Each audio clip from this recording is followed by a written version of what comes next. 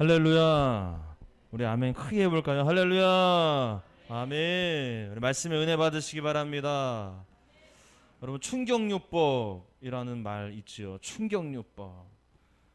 제가 자주 보지는 않지만 TV에 애완견 훈련사 아시죠? 우리 가정에 강아지 키우시는 분들 계시죠? 우리 시영이 강아지 키우죠? 네, 키운대요. 강형욱이라는 사람 아시죠? 뭐 그 훈련사, 개 훈련사. 근데 이 제가 어떤 장면을 보면서 신기해하면서도 당황했던 장면이 있어요. 뭐냐면 이 강형욱이라는 이 개 훈련사가 아주 큰, 거기 나오는 개들은 다 말 안 듣는 개들이잖아요. 약간 좀 컨트롤이 안 되는 개들이잖아요. 그런데 또 사나운 개들이잖아요. 큰 개. 그런데 그 개를 한 손으로 쫙 움켜잡고 대치하는 장면이었습니다. 막 대치하니까는 이 개가 막 으르렁거리고 막 짖고 침을 흘리고 막 몸부림을 치는 거예요. 근데 이 강영욱이라는 개 훈련사가 팽팽하게 맞섭니다. 꼬리를 내리지 않고 팽팽하게 맞서는 거예요. 눈을 부릅뜨고 자칫하다가 확 물어버릴 수 있는 일촉즉발의 그런 상황 속에서 막 있는데 안절부절하는 사람이 한 명 거기 있어요. 누구냐면 개 주인. 개 주인은 안절부절하는 거예요. 왜요? 그 훈련사한테는 너무 미안하고 우리 개 때문에 그런 거니까. 그리고 또 그 개, 우리 내 새끼, 우리 개는 강아지는 너무 불쌍하고 안쓰럽고. 그러니까 이러지도 못하고 저러지도 못하고 안절부절하는 겁니다. 거기까지는 좋았어요. 그런데 갑자기 이 주인이 안 되겠다. 나도 좀 뭔가 도움이 돼야 되겠다 싶어서 막 대치하는 그 상황에 그쪽으로 일어나서 한 걸음 가려고 하는 그 순간 갑자기 이 훈련사가 이러는 거예요. 괜찮아! 소리 지르고 오지마! 가까이 오지마! 언성을 높이는 거예요. 이거 지금 그 개한테 얘기하는 거 아닙니다. 개 주인한테 얘기하는 거예요. 두 분이 초면인데 심지어 나이도 그 훈련사보다 훨씬 많으신 어르신한테 반말로 괜찮아! 오지마! 막 소리를 지르는 거예요. 움찔한 거예요. 보는 사람이 다 당황하는 겁니다. 그 패널들도 막 당황해요. 그리고 나서 그 상황이 종결됐는데 그러고 나서 주인한테 얘기하더라고요. 아까 전엔 죄송했습니다. 그 제가 좀 약간 좀 급박한 상황이니까 그렇게 좀 반응했나 보다라고 생각하면서 동시에 너무 오버하는 거 아닌가 이런 생각도 동시에 있었어요. 근데 어디 그 예능 프로그램에 나와서 그렇게 하는 이유를 설명하니까는 이해가 되더라고요. 뭐냐면 그런 상황 속에서 누군가가 보호자가 옆에서 다가오면은 이 개가 더 자신감을 얻어가지고 그냥 있는 대로 다 물어버릴 수도 있다는 거예요. 너무너무 위험한 상황이 될 수도 있다는 겁니다. 그런데 자, 중요한 건 오지 마세요. 지금 괜찮습니다. 저 잘하고 있습니다. 이렇게 아주 부드럽게 얘기하면은 대부분의 사람들이 경각심을 못 느끼고 더 다가온대요. 괜찮겠지, 내가 가도. 그래서 따끔하게 아주 반말로 그렇게 얘기를 한다는 거예요. 제가 그 얘기를 듣고 이게 충격요법을 좀 쓰는 거구나. 그런 데 마음이 들었습니다. 여러분, 심장마비가 온 사람들한테 어떻게 합니까? 심폐소생술하죠. 그거 심장을 때리는 거예요. 막 안 되면은 심장을 막 때리더라고. 막 쾅쾅쾅쾅 치더라고요. 그 의도가 뭡니까? 너 좀 당해봐라 이겁니까? 아니죠. 심장을 뛰게 하려고 살리려고 치는 거죠. 이런 충격요법을 통해서 살리려고 하시는 거구나. 근데 만약에 제가 상상해봤어요. 그 사람이 깨어나가지고 너무 아프잖아요. 멍들었잖아요. 왜 이렇게 세게 때리셨어요?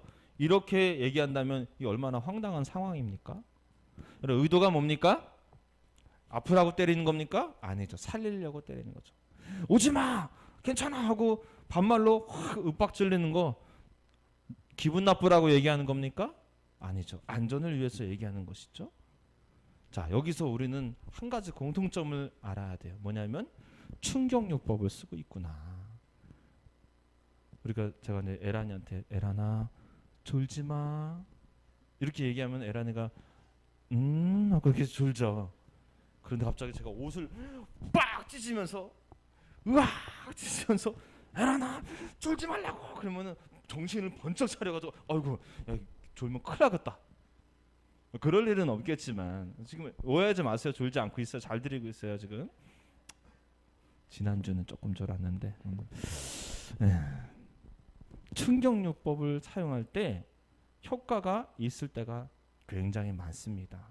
그러나 충격요법을 사용할 때 그 충격적인 상황에 집중하면 안 되고 왜 그렇게 하는지에 대한 이유를 그 숨겨져 있는 메시지를 우리가 들을 필요가 있죠.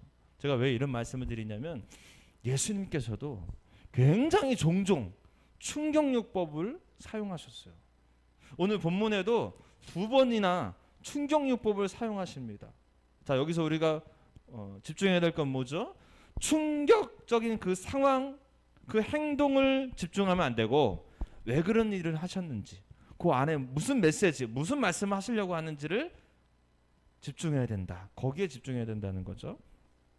자, 2가지 충격요법 오늘 같이 나누면서 그 안에 있는 진짜 메시지 같이 나누고자 합니다. 자, 첫 번째 충격요법은 멀쩡한 무화과 나무를 저주하여서 마르게 했다. 우리 한번 읽어볼까요? 12절을 보십시오. 이튿날 그들이 베다니에서 나왔을 때 예수께서 시장하시자. 예수님 지금 배고프신 겁니다. 근데 멀리서 잎사귀 있는 한 무화과 나무를 보셨어요. 그리고 나무에 무엇이 있을까 하여 가셨더니 가서 보신즉 잎사귀 외에 아무것도 없는 겁니다. 그리고 그 뒤에 그 이유를 부연 설명합니다. 뭐라고 되어 있습니까? 무화과의 때가 아닙니다. 열매 맺을 때가 아직 아니라는 거예요. 그러니까 이 무화과 나무는 죄가 없는 거예요. 열매 맺지 못하는 인생 그렇게 얘기할 수가 없는 거예요. 원래 열매를 맺을 때가 아니라는 겁니다. 그런데 예수님의 행동이 이상해요. 예수께서 나무에게 말씀하여 이르시되 이제부터 영원토록 사람이 너에게서 열매를 따먹지 못하리라 이렇게 저주를 하시는 거예요. 근데 20절로 쭉 건너뛰면은 그 결과가 어떻게 됐습니까? 실제로 무화과 나무가 뿌리채 말라버린 겁니다. 그 베드로가 생각이 나서 어제 그 예수님이 저주했던 그 상황이 생각나서 물어본 거예요. 예수님 진짜 무화과 나무가 말라버렸습니다. 여러분 정황상 어떤 느낌이 드세요? 저는 배고프면 우리 시온이만 짜증내는 줄 알았더니 예수님도 배고프시면 짜증내시나? 아니 온유하고 겸손하신 예수님께서 무화과 때도 아닌데 열매 맺을 때도 아닌데 무화과 나무 열매 맺는 때 그랬으면은 뭔가 열매를 맺는 삶을 살아라 이런 교훈을 주시려고 하시나 이렇게라도 생각할 텐데 그것도 아닌데 저주를 하시고 실제로 말라 죽게 했어요. 왜 그랬을까? 여러분 이거는 예수님이 짜증내시는 게 아니에요. 이게 바로 충격요법이에요. 예수님이 충격적인 이 상황을 빵 주면서 그 안에 하시고 싶은 메시지가 있으셨던 겁니다.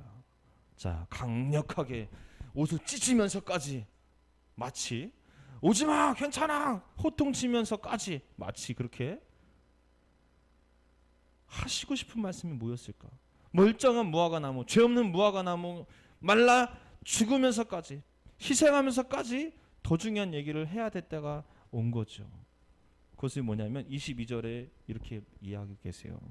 예수께서 그들에게 대답하여 이르시되 하나님을 믿으라. 믿은 대로 그 밑에 쭉 뭐라고 나와 있냐면 무엇이든지 기도하고 구하는 것을 받은 줄로 믿으라는 거예요. 봐봐. 잘 봐라 얘들아. 내가 무화과나무 말로 저주했지. 봐봐. 말라 비틀어 죽었지. 말한데도 그대로 되는 거야. 믿고 기도하면 그대로 될 거야. 너희들이 이제부터 믿음으로 기도해야 돼. 말라 비틀어진 게 지금 중요한 게 아니라 그것보다 그 희생보다 더 중요한 게 있으니 제발 믿고 기도하라는 거예요. 예루살렘 성전으로 입성한 그 순간부터 예수님 일주일 뒤에 십자가 죽으십니다. 그런 상황 속에서 제자들에게 예수님은 강력하게 이야기하고 싶으신 게 있으셨어요. 뭐냐면 믿고 기도하라. 믿고 기도하라. 믿음으로 기도하라. 그러면 그대로 돼. 이거를 그냥 온유한 마음으로 얘들아, 베드로야, 너 믿음으로 기도하라. 그러면은 네 하고 기도 안 할 것 같은 거예요. 그래서 충격적인 상황을 한번 보여주는 겁니다. 잘 봐. 멀쩡한 나무지 무화과 때가 아니야. 열매 맺을 때가 아님에도 불구하고 저주하셨고 실제로 무화과 나무가 말라 죽는 것을 보여줬어요. 충격받은 거예요. 베드로가. 여러분, 베드로의 질문이 왜 무화과 나무를 저주하셨습니까? 이게 아니에요. 있는 사실 그대로를 얘기하는 거. 오히려 이런 느낌입니다. 어머, 예수님 어제 저주하셨는데 진짜로 말라 죽었네요? 놀라워하는 느낌이 더 강합니다. 베드로의 반응이 놀랍지? 너희들도 믿고 기도하면 그 믿음대로 말한 대로 그대로 될 거야. 그러니 이제부터 너를 믿음으로 기도해라. 할렐루야.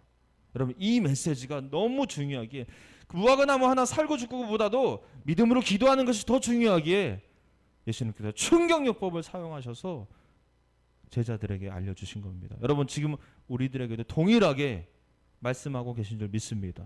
여러분, 의심하지 마십시오. 믿음으로 기도하십시오. 때때로 우리의 삶 속에 하나님께서 충격적인 상황을 주실 때가 있어요. 가정의 문제로 충격이 쾅 옵니다. 재정의 문제로 충격이 쾅 옵니다. 관계 문제로, 직장의 문제로, 자녀의 문제로 충격이 쾅 와요. 그럴 때 이렇게 말하면 안 된다는 거죠. 왜 나한테 이렇습니까? 하나님 살아계신다면 왜 나한테 이런 문제가, 이런 충격을 주십니까가 아니에요. 그건 충격적인 상황에 집중하는 거예요. 왜? 라고 질문하면 안 되고 지금 믿음으로 기도하라고 하시나 보다. 이걸 깨달으셔야 돼요. 목사님 그거 다 아는 얘기예요. 이럴까봐 예수님이 무화과 나무를 말라 죽이면서까지 말씀을 하셨다는 겁니다. 여러분, 이 시간 이후로 여러분, 그 어떤 충격적인 상황이 올지라도 그 어려움 속에, 그 고난 속에 매여 살지 마시고 믿음으로 기도하시기를 축복합니다. 할렐루야. 두 번째 얘기하기 전에 또 간증을 조금 해야죠. 제가 새벽에 요즘에 간절히 기도하는 제목이 있어요. 뭐냐면, 하나님, 차량 헌금하신 분들 10배, 100배, 1000배로 복 주세요. 저 이거 굉장히 기도하고 있습니다. 왜 기도할까요? 믿으니까. 뭘 믿습니까? 하나님께서는 복 주시는 하나님이시라는 것을 저는 믿거든요. 뿌린 대로 심은 대로 거두게 하시는 분임을 저는 믿거든요. 그거 믿지 않으면 기도도 안 합니다. 여러분, 왜 기도 안 합니까? 죄송하지만 믿음이 없으세요. 바빠서가 아니라 믿음이 없으셔서 기도 안 하는 거예요. 하나님께서 복 주시는 걸 저는 믿기에 믿음으로 그렇게 기도를 하고 있어요. 근데 금요일 날, 그저께죠? 금요일 날 기도를 막 하고 있는데 새벽에 하나님께서 그 예물을 받으셨다라는 감동을 주시는 거예요. 막 밀려옵니다. 제가 얼마나 기쁜지 몰랐어요. 야, 이제 하나님께서 우리 성도들에게 복을 주시겠구나. 목사의 기쁨은 성도들이 잘 되는 겁니다. 잘 되겠구나. 복 주시겠구나. 하나님 100배 1000배로 갚아주시고 우리가 생각하는 것 그 이상으로 생각지도 못한 복으로 채워주십시오. 기도했어요. 오후가 됐는데 그날 오후에 기쁜 소식이 제가 들었어요. 기쁜 소식을 들으니까 너무 또 기쁜 거예요. 여러분, 믿음으로 기도하면 그대로 되는 줄 믿습니다. 지금부터 복을 받으실 분들이 계시고요. 제가 또 어떤 감동이 왔냐면 이미 작년에 복을 받으신 분들도 있어요. 아는가 몰라. 무조건 감사하셔야 돼요. 감사하시면 더 기쁨이 충만해질 줄 믿습니다. 두 번째 충격요법은 무슨 사건이 있었냐면 예수님께서 아주 경건하고 거룩한 성전에서 상을 뒤엎어버리는 상상만 해도 충격적이죠. 제가 이 강대상을 예배 시간에 이 밑으로다가 확 밀어 던졌다고 생각해 보세요. 어머 깜짝이야. 지금 예수님이 성전에서 상을 확 뒤엎으셨어요. 이제 예상하셔야죠. 아, 지금 그게 중요한 게 아니라 그렇게 엎으시면서 충격요법을 사용하시면서 하시고 싶은 말씀이 있으시구나. 이걸 우리가 예상해야 되겠죠. 자, 15절을 한번 보십시오.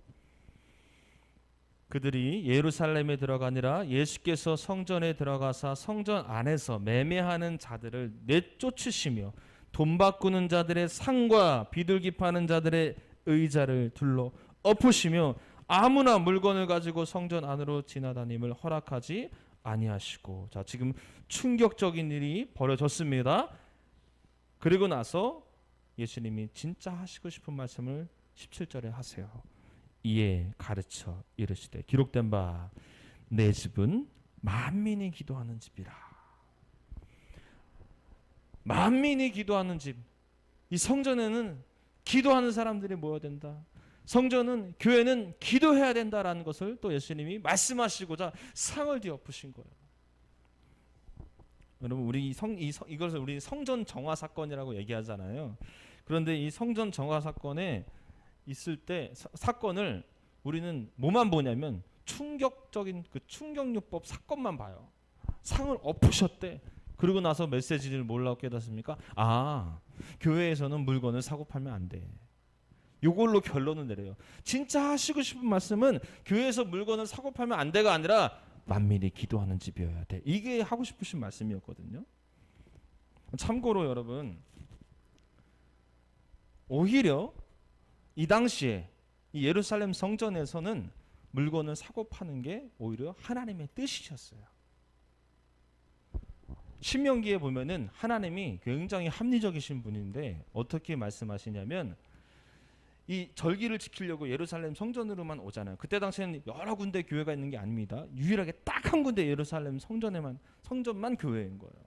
신약에 넘어오면은 이제 여러 교회가 생기지만 그때는 예루살렘만 성전이 딱 한 군데만 있었어요. 그래서 유월절을 지키기 위해서라면은 전국 각지에 떨어져 있던 사람들이 다 와야 되는 겁니다. 그런데 뭘 들고 와야 되겠습니까? 뭘 끌고 왔어요? 재물을 끌고 와야 되는 거예요. 가까운 사람들은 끌고 오겠죠. 그런데 저 평택에 사는 사람은 그 재물을 어떻게 끌고 옵니까? 차도 없는 시대에. 너무 먼 거예요. 하나님께서 그래도 죽어도 끌고 와 이렇게 하지 않으시고 오면은 성전에서 미리 준비해 놓을 테니까 그냥 돈 주고 사. 그리고 나 그걸로 재물 드려. 예배 드려. 이게 제가 하는 말이 아니라 신명기에서 하나님이 그렇게 허락하신 말씀이에요. 그러면 당연히 우리가 상상해야 될 것은 그 절기 때, 지금 절기잖아요. 예수님이 예루살렘 입성하는 게 이게 절기거든요. 유월절기거든요. 그때 성전에서 물건을 사고 파는 현상은 당연한 겁니다. 오히려 없으면 안 되는 거예요. 근데 뭐가 문제일까요? 그러니까는 이 충격요법을 보면서 물건을 사고 팔면 안 돼. 이렇게 접근하시면 안 되는 거예요. 그럼 뭐가 문제였냐면, 왜 상을 엎으셨냐면 물건을 사고 파는 장소가 문제였기 때문이에요. 전승에 의하면 어디서 이 매매하는 일들을 했냐? 이방인의 뜰에서 한 겁니다. 이방인의 뜰. 이 성전 안에는 유대인들이 기도하는 장소가 있었고요. 이방인들이 기도하는 장소가 분리되어 있었어요. 이방인의 뜰이라는 곳은 바로 이방인들이 예배드리는 처소입니다. 거기서 물건을 사고 팔고를 했다는 거예요. 그럼 누가 기도를 못합니까? 이방인들이 기도를 못하는 거예요. 이방인들의 기도 처소를 빼앗은 겁니다. 그래서 강도의 소굴로 만들었구나 라고 말씀하시면서 내 집은 이방인이든 유대인이든 만민이 기도하는 집이다. 기도하게 만드는 기도의 장소를 빼앗으면 안 된다 하고 상을 엎으신 거예요. 그러니 결론은 뭐가 돼야 됩니까? 여성교회에서 바자회 하면 안 돼. 거기 막 반대하면서 흥분하시는 게 아니에요. 달란트 잔치를 어디 감히 성전에서 물건 사고, 여기에 집중하시면 안 돼요. 뭐에 집중하셔야 됩니까? 기도해야 되는구나. 교회는 만민이 기도하는 집이 되어야 되는 거구나. 다른 거에 흥분하지 마시고 내가 기도자로 살지 못하는 거, 거기에 여러분 흥분하셔야 돼요. 거기에 경각심을 느끼셔야 돼요. 그냥 부드럽게 기도해야지라고 말씀하시면 아무도 안 들을까봐 예수님이 상을 확 엎으신 거예요. 충격요법을 사용하셨어요. 따라해 보실까요? 충격받았으면 기도하자. 기도하셔야 돼요. 여러분 기도하시길 축복합니다.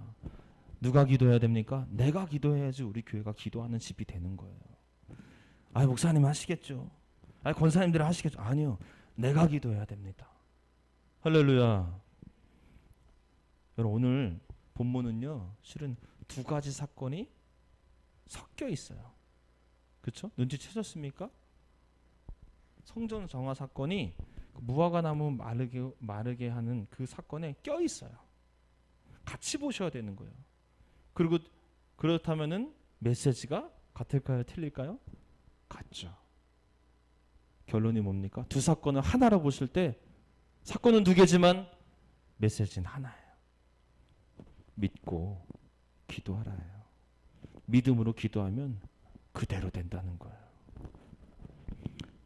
여러분 믿음으로 기도하시면 그대로 되는 기적을 경험하십니다. 할렐루야.